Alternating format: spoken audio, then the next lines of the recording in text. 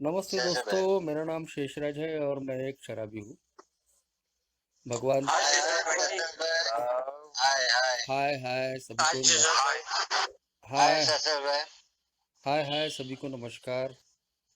भगवान की असीम कृपा है, अल्कोहलिक्स एनोनिमस का साथ है, आप सभी भाइयों की मदद है। यही वजह है दोस्तों, आज भी मैंने शराब नहीं पी।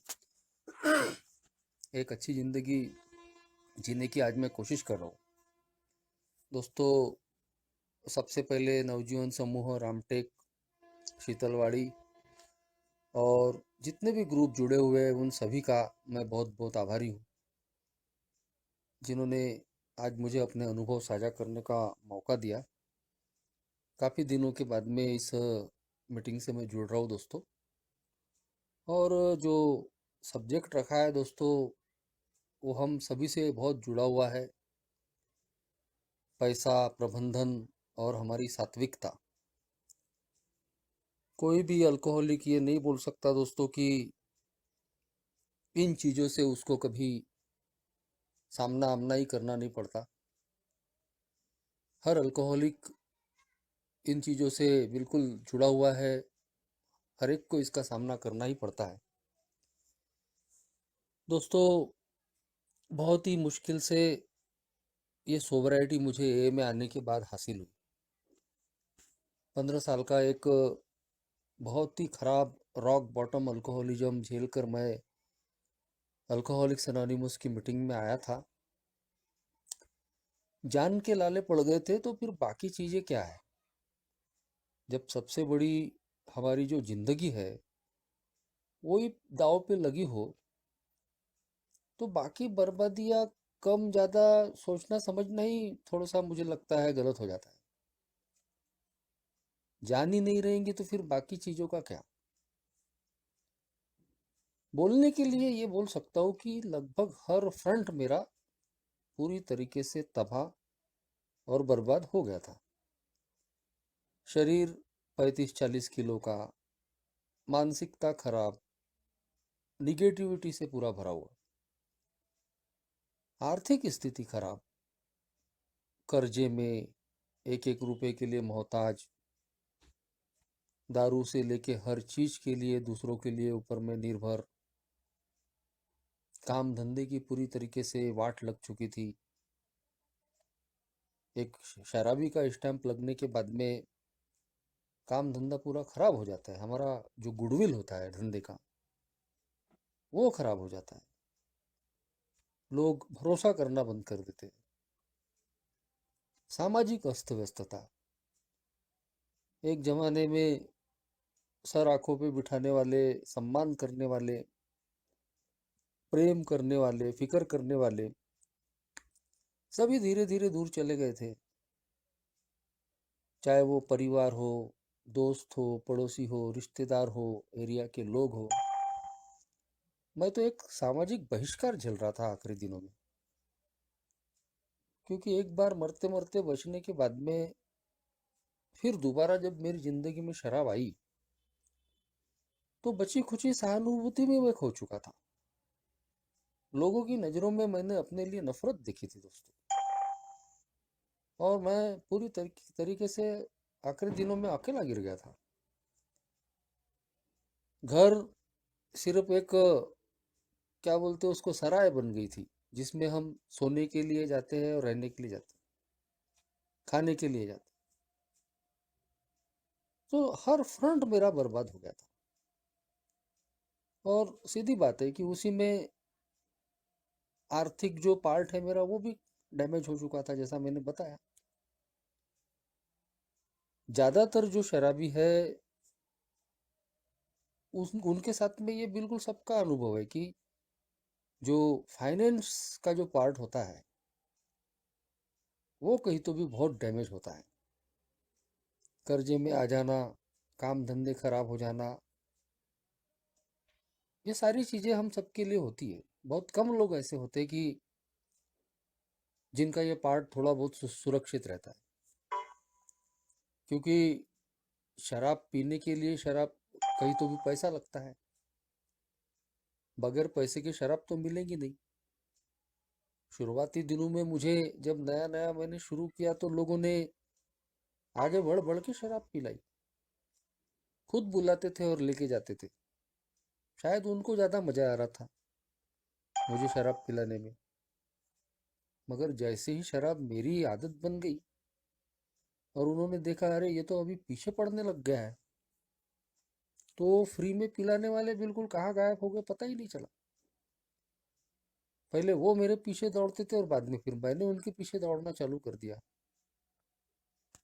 ऐसी मेरी स्थिति हो गई थी। एक जमाने में लोगों को बोलने वाला किसी ने भी अगर मेरे शराबीपन के बारे में टोका टाकी की, समझाया, अरे अपना बाकी के लोगों के जैसा है क्या, अपन तो कभी उधार नहीं पीते, अपन तो बिल्कुल लिमिट में रहते हैं, अपने पीने से किसी प्रकार का कोई नुकसान नहीं हुआ अपना। मगर ये चीज नकारते नकारते आखिरकार मैं कैसे शराब का आदी बन गया, कैसे शराब के लिए मुझे झूठ बोलने पड़े, हेरा फेरी चोरी करनी पड़ी, लोगों के पीछे पड़ना पड़ा, आसपास के सारे अड्डों पे लोगों की तरफ उधार मांगने के लिए मैं जाने लगा, पता भी नहीं चला। और सीधी बात है कि मेरी औकात से ज़्यादा जब मेरा खर्चा बढ़ जाता है तो मेरी आर्थिक अस्त व्यस्तता होनी वाली है। और वो सारी चीज़ें दोस्तों मेरे साथ में हुई। कंप्लीट शराब का आदी होने के बाद में अपने काम धंधे पे मैं सिर्फ शराब का जुगाड़ करने के लिए जाता था। और जैसे ही थोड़ा बहुत पैसा आया तो सबसे पहले मैं दारू वालों की उधारी देता था, क्योंकि मालूम है अगर आज इनकी उधारी नहीं दी तो फिर कल मिलेगी नहीं शराब। लेकिन घर में क्या मंजर है, घर के लोग किस तरीके से जी रहे, क्या उनकी आवश्यकताएं है, क्या घर में जरूरी चीज लग रही है, इस बारे में मेरे जैसा शराबी कभी नहीं सोचता। अल्कोहलिज्म की चपेट में ही हम ऐसे फंस जाते हैं कि हम सिर्फ खुद के बारे में सोचते हैं, दूसरों के बारे में ख्याल करना ही हम बंद कर देते हैं। और ये दूसरे सबसे बड़ा तो मेरा परिवार ही होता है। हम पूरी तरीके से उनके प्रति गैर जिम्मेदार हो जाते हैं दोस्तों। मेरे अपने ही शराब पीने के वांदे हैं तो मैं अब दूसरों के बारे में क्या सोचूं। भगवान की बहुत बड़ी कृपा रही दोस्तों कि अल्कोहलिज्म में मेरी शादी नहीं हुई थी। मेरी शादी ए में आने के बाद में रिकवरी में हुई। ए में आने के बाद 2 साल के बाद। तो मेरे परिवार ने, यानी मेरे परिवार का मतलब है मेरी बीवी और बच्चों ने, 2 बच्चे आज मुझे, 10 साल की लड़की है अभी, इसी महीने में लड़का 4 साल का हो जाएगा, शादी को 13 साल हो रहे। तो मेरे बीवी बच्चों ने मेरा अल्कोहलिज्म नहीं झेला। ए में आने के बाद में कहीं तो भी मैंने इस बात का ख्याल रखा कि मुझे अपनी घर की ज़रूरतों को पूरा करना है। चाहे मैं अपनी ज़रूरतों को थोड़ा पीछे रख दूं, लेकिन घर के लोगों के बारे में मुझे सोचना है।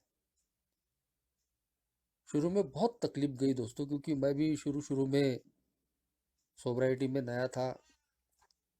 आर्थिक स्थिति पहले ही खराब थी, धंधे का हाल खराब था, जैसा बताया मैंने कि गुडविल खराब हो चुका था। तो आर्थिक स्थिति मेरी ए में आने के बाद में भी कई सालों तक बहुत खराब रही। मैं आज अपने माँ बाप का, अभी पिताजी तो नहीं है, पिताजी 7 साल पहले वो उनकी मृत्यु हो गई, लेकिन मेरे माँ बाप ने, बीवी बच्चों ने सोब्राइटी में भी काफ़ी तकलीफें झेली। जैसे तैसे हमने अपने समय निकाले। और परिवार का साथ नहीं रहा तो दोस्तों हम सोबर नहीं रह पाते। परिवार का साथ मिलना बहुत ज़रूरी होता है। तो आज मैं उनका आभारी हूँ कि वो बहुत ही दिक्कतों के जो दिन थे, आज भी दिक्कतें होती है, कभी ऐसा नहीं है कि आज दिक्कतें नहीं आती, आज भी आती है, लेकिन वो शुरू के जो साल थे तो बहुत ज़्यादा आर्थिक स्थिति ठीक नहीं थी, बड़े अभाव की जिंदगियों में जीना पड़ता था। लेकिन उस वक्त, हेलो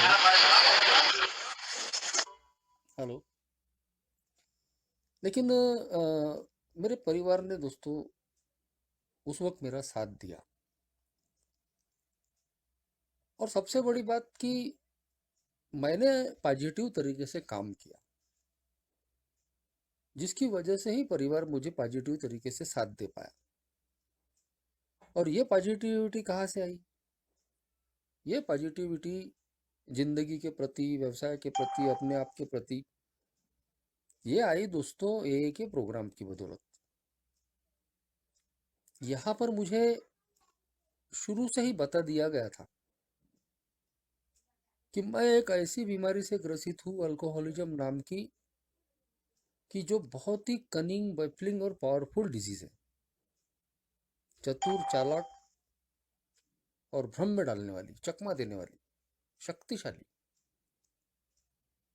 यदि मैं फिर दोबारा शराब नहीं पीना चाहता हूँ तो मुझे एक तो निरंतर मीटिंग करनी पड़ेगी, और यहाँ जो भी बताया जाता है उसको फॉलो करना पड़ेगा। AA में आने के बाद में शराब बंद हो जाती है, लेकिन मेरी असली परीक्षा होती है इस शराब की दूरी को बरकरार रखना, जिसी को बोलते हैं सोब्राइटी, सात्विकता। कई प्रकार के हर्डल्स हमारी सोब्राइटी में आते रहते हैं, कई प्रकार की बाधाएं इस सात्विकता में आती रहती है, क्योंकि हमने सिर्फ शराब बंद किया है, समस्या आना थोड़ी बंद हो जाएंगी। मगर बिग बुक चैप्टर 7 में पेज नंबर 98 में एक बहुत ही अहम वाक्य लिखा है दोस्तों, कि burn the idea into the consciousness of every man that he can get well regardless of anyone. The only condition is that he trust in God and clean house. यानी हर शराबी, पीड़ित शराबी जो AA का सदस्य है, उसके दिमाग में, उसके अंतर मन में इस बात को अंदर तक डाल दो कि वो हर कोई व्यक्ति सोबर हो सकता है। उसकी जो सोबराइटी है वो किसी व्यक्ति, परिस्थिति या स्थान पे निर्भर नहीं है। बड़े ही अच्छे तरीके से उसी पैराग्राफ में पहले लिखा है कि एक शराबी के लिए अपनी सोबराइटी का मतलब है, सोबराइटी कम फर्स्ट, हमेशा मेरी सात्विकता पहले नंबर पे रहेगी। जॉब और नो जॉब, वाइफ और नो वाइफ, ये इतना बड़ा सेंटेंस है। मैंने इन 15 सालों में अनुभव किया कि बहुत सारे लोग ये अलग अलग बहाने करके अपने आप को दारू की तरफ लेके जाते रहे, कि बीवी आ जाएगी तब दारू बंद कर देंगे, हमारे कर्जे चुकते हो जाएंगे, काम धंधा ठीक हो जाएगा, तब दारू बंद कर देंगे। और दोस्तों ऐसे व्यक्ति सोबर नहीं हो पाए, क्योंकि हमारी जो सोबराइटी है, सात्विकता है, वो किसी भी व्यक्ति पे या परिस्थिति पे निर्भर नहीं है। यदि हम कंडीशनल अपने आप को शराब से दूर रख रहे हैं तो कभी भी दोस्तों हमारा घात हो सकता है। हर हाल में मुझे अपनी सोबराइटी को प्राथमिकता देनी पड़ती, प्रथम स्थान पे, चाहे दुनिया की इधर उधर उधर हो जाए, कुछ भी हो जाए। इस 2 साल के लॉकडाउन के काल में मैंने भी और मेरे जैसे और भी कई लोगों ने इन चीजों को अनुभव किया है कि ऐसी परिस्थितियां हमारी जिंदगी में आते रहने वाली है, कि जब कभी कोई हेल्थ का प्रॉब्लम आ जाएगा, हेल्थ इश्यू आ जाएगा, मेरे साथ भी हो सकता है, परिवार के सदस्य के साथ भी हो सकता है, आर्थिक मामला आ सकता है, फाइनेंशियल क्राइसिस आ सकते हैं, या और भी किसी प्रकार की समस्याएं हमारी जिंदगी में आ सकती है। लेकिन ये चीजें मेरे लिए कभी भी शराब पीने का बहाना नहीं हो सकती। मैं अगर अपने आप को अल्कोहलिक मानता हूँ, अल्कोहलिज्म नाम की बीमारी का शिकार मानता हूँ, तो मेरे लिए मेरी सोब्राइटी हमेशा प्राथमिक रहेगी। प्रथम नंबर पर सोब्राइटी कम फर्स्ट। और उसी से जुड़ा हुआ ये विषय है दोस्तों कि पैसा और उसका मैनेजमेंट। कई प्रकार के हमारी सोब्राइटी में बाधा पैदा करने वाली जो चीजें हैं, उसमें ये जो मनी मैटर है, फाइनेंस, ये भी बहुत मायने रखता है दोस्तों। एक तो हर अल्कोहलिक ज्यादातर जो ए में आते हैं तो वो पहले ही टूटे फूटे रहते हैं। शराबीपन उसकी अर्थव्यवस्था पे सबसे ज्यादा चोट करता है। काम धंधा खराब हो जाता है, बिजनेस ठप हो जाते हैं, आदमी कर्जे में घिर जाता है। और फिर जब हम ए में आते हैं, फिर से एक नई शुरुआत करते हैं, तो सबसे ज्यादा दिक्कत इसी बात से आती है कि हम आर्थिक रूप से पूरी तरीके से अस्त व्यस्त होके आते हैं, इकोनॉमिकली पूरी तरीके से अनमैनेजेबल हो जाते हैं। मगर ऐसे में ए का प्रोग्राम बोलता है दोस्तों कि हमको चुनाव करना पड़ेगा, कि हम सिर्फ फाइनेंशियल प्रोग्रेस को महत्व देने वाले हैं कि स्पिरिचुअल प्रोग्रेस को महत्व देने वाले हैं। इसका हमको चुनाव करना पड़ेगा। और अगर हम आध्यात्मिक प्रगति को आगे में रखते हैं तो धीरे धीरे हमारी भौतिक प्रगति भी होने वाली है, फाइनेंशियल ग्रोथ भी होने वाला है। मगर ए में अगर हमने आर्थिक प्रगति को, फाइनेंशियल चीज को, पैसे को अगर हमने प्रथम स्थान पे रखा और इस प्रोग्राम से हम कहीं तो भी दूर होते चले गए, तो हो सकता है कि हमारी सोबराइटी भी जा सकती है। और इन 15 सालों में मैंने अनगिनत ऐसे लोगों को देखा हो दोस्तों कि जिन्होंने ए के प्रोग्राम को दूसरे नंबर पे रख दिया, अपनी सोबराइटी को कहीं तो भी दूसरे क्रमांक पे रख दिया, पैसा कमाने की, पैसों के पीछे की अंधी दौड़ में शामिल हो गए, पैसा मैनेज करना नहीं आया, और वो लोग फिर दोबारा शराब की तरफ चले गए। कई लोग इजी मनी का शिकार हो जाते हैं, जल्द से जल्द पैसा चाहिए और कम मेहनत का। और ये सारी चीजें दोस्तों सीधे मार्ग से तो आती नहीं। तो कई लोग इजी मनी के चक्कर में सट्टा, लैटरी, जुआ, 2 नंबर के काम के शिकार हो जाते हैं। और ये चीजें कब हमको फंसा देती है और कब हमारी सोब्राइटी का घात कर देती है, पता भी नहीं चलता। ऐसे अनगिनत लोगों को मैंने फिर शराब की तरफ में जाते हुए देखा। तो बात अगर सात्विकता की है, सोब्राइटी की है, जो मेरे लिए टॉप मोस्ट है, तो मुझे कहीं तो भी एक समाधानी लाइफ जीने के लिए ये कहती है, थोड़ा गो स्लो वाली बात, धीरे चलो, भगवान पे भरोसा रखो, अपने पर्सनालिटी पे काम करो, अपने चरित्र निर्माण पे काम करो।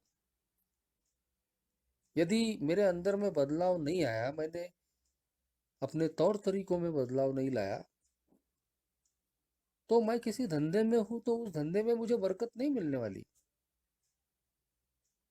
और ये सारी चीजें दोस्तों मैंने खुद अपनी जिंदगी में भी अनुभव की। मैंने बताया दोस्तों कि जैसे ए में आने के बाद में भी शुरुआत में मेरी स्थिति, आर्थिक स्थिति बड़ी खराब थी, क्योंकि गुडविल लॉस हो चुका था, लोगों का भरोसा खो चुका था मैं। और ऐसे में उस भरोसे को फिर से कमाना और लाइफ मैनेज करना, यानी एक प्रकार से जो हम तार पर की कसरत बोलते, वो वाली चीज थी। कई मुझे अपमान झेलने पड़े, कई कई बार उल्हाने झेलने पड़े, लेकिन दोस्तों मैं भगवान की कृपा से निरंतर एक के टच में रहा, एक ही सर्विस में रहा, कैरिंग द मैसेज करते रहा, एक के प्रोग्राम को मैंने प्रैक्टिस करने की कोशिश की, भरोसा रखा प्रोग्राम पे। और मैं कहीं तो भी दोस्तों गलत काम करने से बच गया। तकलीफें झेली, लेकिन जो संयम, जो पेशन इस प्रोग्राम ने मुझे दिया था और जो मैंने अपने व्यवसाय में लागू करने की धीरे धीरे कोशिश की, उसी का नतीजा है दोस्तों कि सालों के बाद में आज मैं महसूस करता हूँ कि यदि मैं पैसों के पीछे अगर भागता, इजी मनी के चक्कर में भागता, तो मेरे से बहुत सारी गलतियां हो सकती थी, मेरी सोबराइटी भी दांव पे लग सकती थी। मगर आज मुझे समाधान है कि मैं कोई गलत काम नहीं किया, किसी का हक नहीं मारा, किसी का नुकसान नहीं पहुंचाया। छोटी मोटी गलतियां हुई मेरे हाथों से, इसमें स्वीकार करने में कोई दिक्कत नहीं है, दोष नहीं है। गलतियां होती है, मेरे हाथों से भी वो गलतियां हुई, लेकिन वो कोई ऐसी बड़ी गलती नहीं हुई कि जिससे आज मेरे मन पे कोई बोझ हो या मुझे आत्मग्लानि का सामना करना पड़े। और जिस इस प्रोग्राम की बदौलत जो संयम, जो पेशेंस मुझे मिले, मैंने भगवान पे भरोसा रखा, प्रोग्राम पे भरोसा रखा, अपने व्यवसाय में ईमानदारी से काम करने की कोशिश की, समय पे लोगों का काम करने की कोशिश की, उसके नतीजे आज मैं देखता हूँ कि कहीं तो भी मेरा जो व्यवसाय है आज कहीं तो भी स्टेबल है, ठीक है। कभी भी मुझे किसी के पास काम मांगने जाने की आवश्यकता नहीं पड़ी, ना गिड़गिड़ाने की आवश्यकता पड़ी। आज भी बहुत लिमिटेड कमाता हूँ, समाधान ही कमाता हूँ। आज भी वो जो स्वभाव है, जो मैंने अनुभव से सीखा कि जितना पैसों के पीछे भागोगे उतना पैसा तुमसे दूर जाएगा, और फिर उसको पाने के लिए तुमको कुछ भी करना पड़ेगा। लेकिन जितना संयम से काम करोगे, हमको दिखता है दोस्तों कि पैसा हमारे पीछे पीछे आता है, हमको कुछ करने की भी आवश्यकता नहीं पड़ती। तो ये चीजें जो बोली जाती है एक लिटरेचर में या पहले आए हुए लोग बोलते हैं, तो उनको हमको अनुभव करना पड़ता है। हम जब इसको जिंदगी में उतारते हैं, तब कहीं तो भी दोस्तों हमको उसके परिणाम मिलते हैं। एक और अच्छी चीज मैंने ए में आने के बाद में सीखी थी कि मेरे जैसा जो शराबी है ना, वो सबसे ज्यादा अगर किसी चीज का मारा होता है, वो होता है कर्जी बाजारी पर।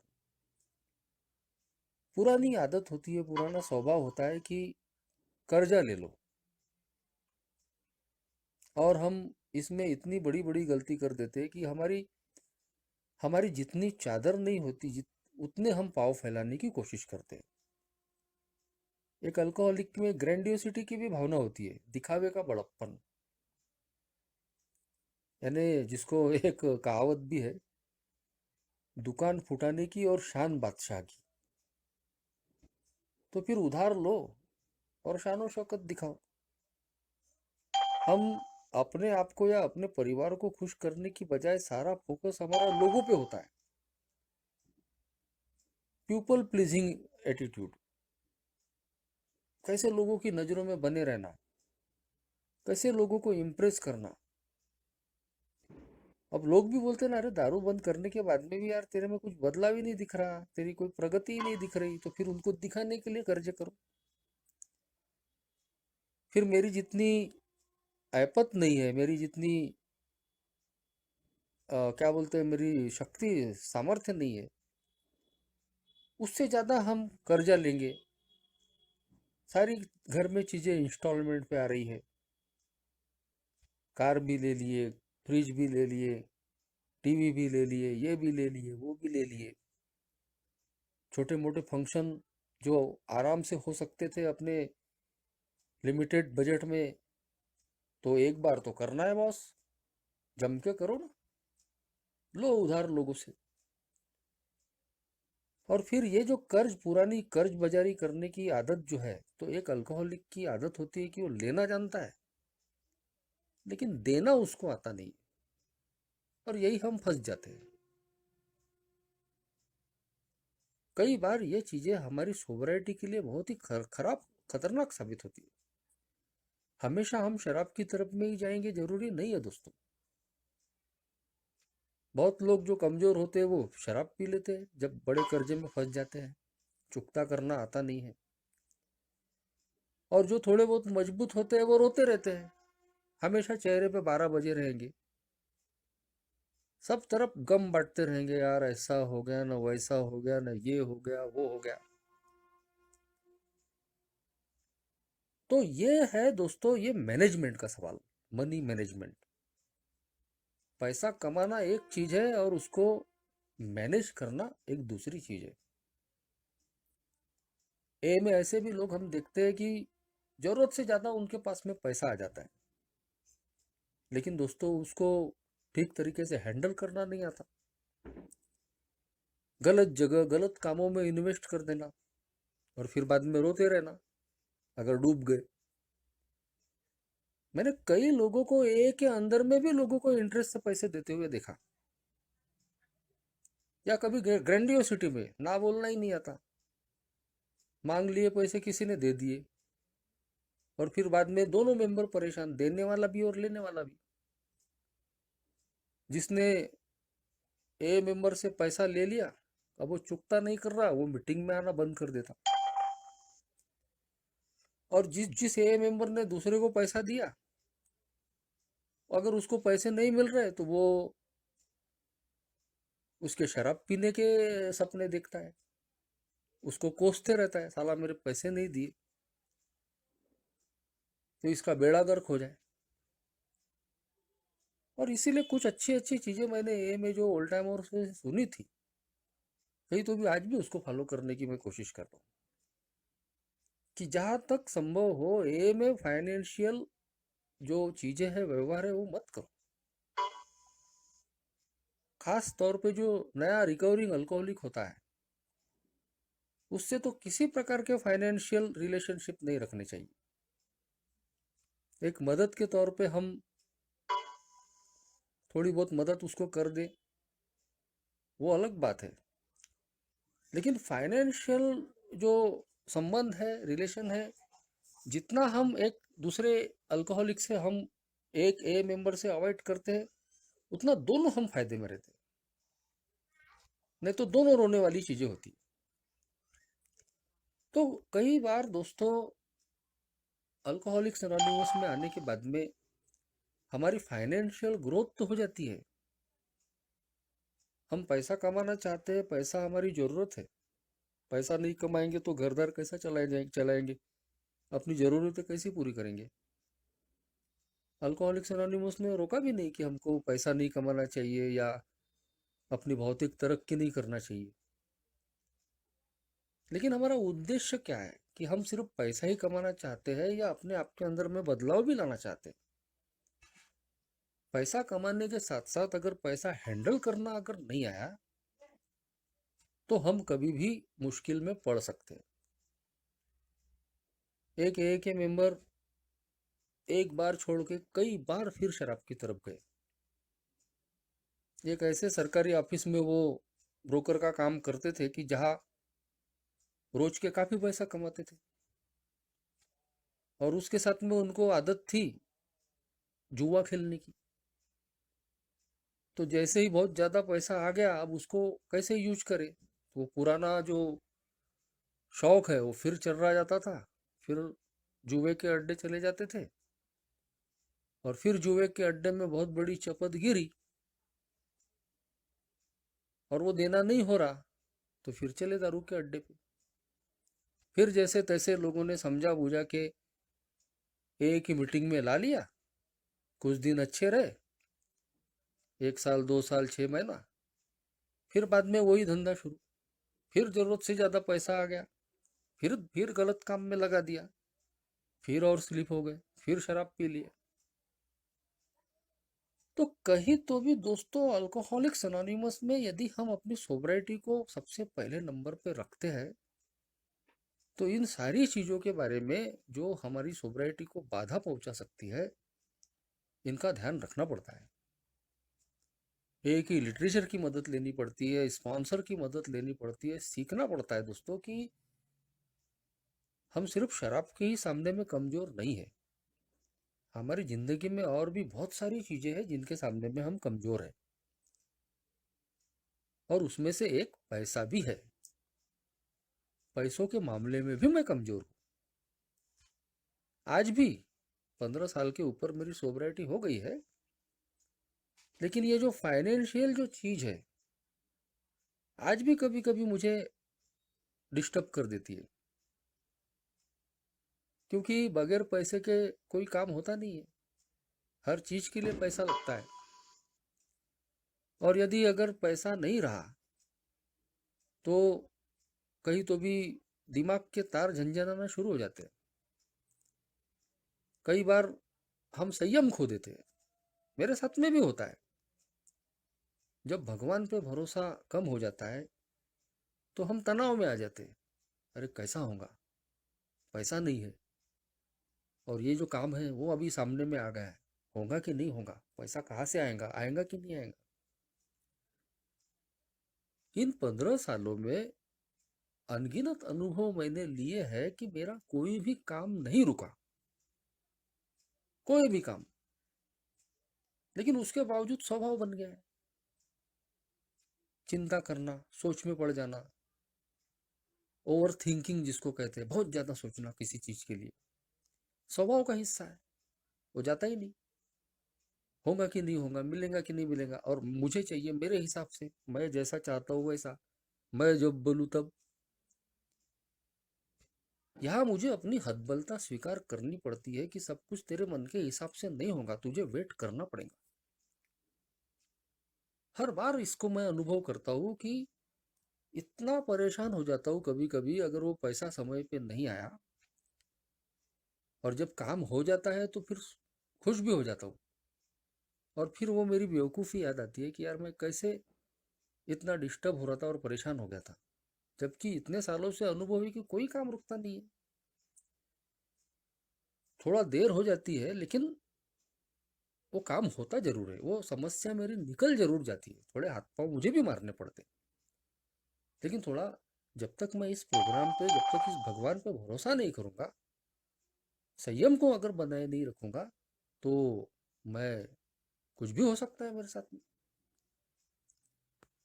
तो आज दोस्तों, जब बात सात्विकता की आती है, शराब की दूरी को कायम करने की आती है, तो मुझे अपने मन को शांत रख के काम करना पड़ता है, थोड़ा समाधानी रह के काम करना पड़ता है, संयम से काम लेना पड़ता है। धीरे चलो, वेट करो, वेट एंड वॉच। कभी कभी लेट गॉट कि सब कुछ मेरे मन के हिसाब से नहीं होगा, मैं जैसा चाहता हूँ वैसा नहीं होगा। कभी कंप्रोमाइज भी करना पड़ता है। चलो भाई ठीक है, जैसी भगवान की इच्छा। अपनी डिमांड्स कम रखनी पड़ती है, एक्सपेक्टेशंस कम रखने पड़ते हैं। इसका मतलब ये नहीं है कि हम अपनी जिंदगी में कोई प्लान ही न बनाए, इच्छा ही नहीं रखे, आकांक्षा ही नहीं रखे, ये नहीं है।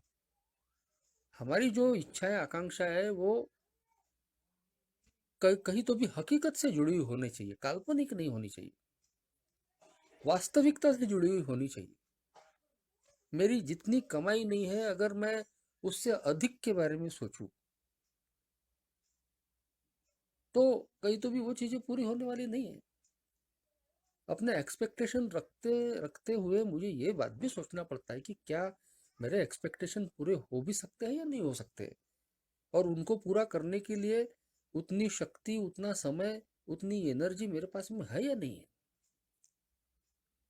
ताकि मैं अपने काम को सही समय पे और ठीक तरीके से कर पाऊँ, अपने जो भी मैंने उद्देश्य रखा है उसको मैं अचीव कर सकूँ। मैं अच्छे कल के लिए अपना आज खराब नहीं कर सकता। आज मेरी मानसिकता अगर खराब है तो ये मेरे लिए सबसे ज़्यादा घाटे का सौदा है। मुझे एक समाधानी और अच्छी ज़िंदगी जीकर ही मुझे भविष्य के बारे में प्लानिंग करनी पड़ती है। तो इन 15 सालों में मैंने ये में यही सीखा दोस्तों कि पैसा आज भी इतनी शक्ति रखता है, मनी मैटर्स, फाइनेंस, कि जो मेरी सोब्राइटी को कहीं तो भी हिला सकता है। इसका मतलब ये नहीं है कि हम शराब ही पिएंगे। शराब न पीने के साथ साथ आज मुझे एक अच्छी जिंदगी, एक खुशनुमा जिंदगी भी जीना है। मैं शराब नहीं पी रहा हूँ, लेकिन मेरे चेहरे पे 12 बजे हुए, मैं रो रहा हूँ, परेशान हूँ, मैं बेचारा, आत्मदया की भावना, सेल्फ पिटी की भावना कि मेरे जैसा तो पीड़ित परेशान आदमी ही नहीं है भाई। तो मैं घर का मुखिया हूँ, अगर मेरा ही चेहरा उतरा हुआ रहेगा, मैं ही रो रहा हूँ, तो मेरे घर के लोगों के चेहरे पे क्या खुशियां रहेंगी? मेरे परिवार को हिम्मत बनाने वाला मैं ही हूँ। ए की बात की जाए तो ए में जो नए लोग आते हैं तो वो तो मेरे चेहरे की तरफ देखेंगे, मेरे व्यवहार की तरफ देखेंगे। वो जब देखेंगे अरे यार यही तो आदमी रोता हुआ दिख रहा है, यही तो परेशान है, यही तो सबको गम बांट रहा है, तो वो मुझसे कौन सी होप एंड स्ट्रेंथ लेने वाले? तो ये प्रोग्राम दोस्तों हमको वो मजबूती देता है कि अपनी जिंदगी में होने वाले सभी उतार चढ़ाव को हम अच्छे तरीके से निभा सके। वो फाइनेंस से संबंधित ही क्यों ना हो, पैसों से संबंधित ही क्यों ना हो। पैसा मेरे लिए एक बहुत जरूरी चीज है। बगैर पैसे के मैं जिंदगी नहीं जी सकता, अपने परिवार की जरूरतें पूरी नहीं कर सकता। लेकिन मुझे सिर्फ पैसे ही कमाने नहीं है, पैसों की ही अंधी दौड़ में शामिल नहीं होना है। मुझे कहीं तो भी अपने आप में बदलाव लाने की भी कोशिश करना है। पैसा कमाने के साथ साथ मुझे पैसा किस तरीके से हैंडल किया जाए वो भी मुझे आज कहीं तो भी सीखना पड़ता है। क्योंकि यदि मैंने ये नहीं किया तो मैं अपनी सोब्राइटी को कहीं तो भी खतरे में या दाव में लगाने का काम कर रहा हूँ। और जैसा मैंने बोला दोस्तों, हम बिग बुक चैप्टर 7 में भी लिखा है कि मेरी सोब्राइटी कभी भी पहले नंबर पे ही रहने वाली है। अगर मेरी सोब्राइटी गई तो सब कुछ जाने वाला है, और अगर सोब्राइटी कायम रहेगी तो जो मैं चाहता हूँ देर सवेर वो सारी चीजें मैं हासिल कर सकता हूँ। तो जो भी मेरे अनुभव थे मैंने रखा, आप लोगों ने सुन लिया। धन्यवाद, थैंक यू।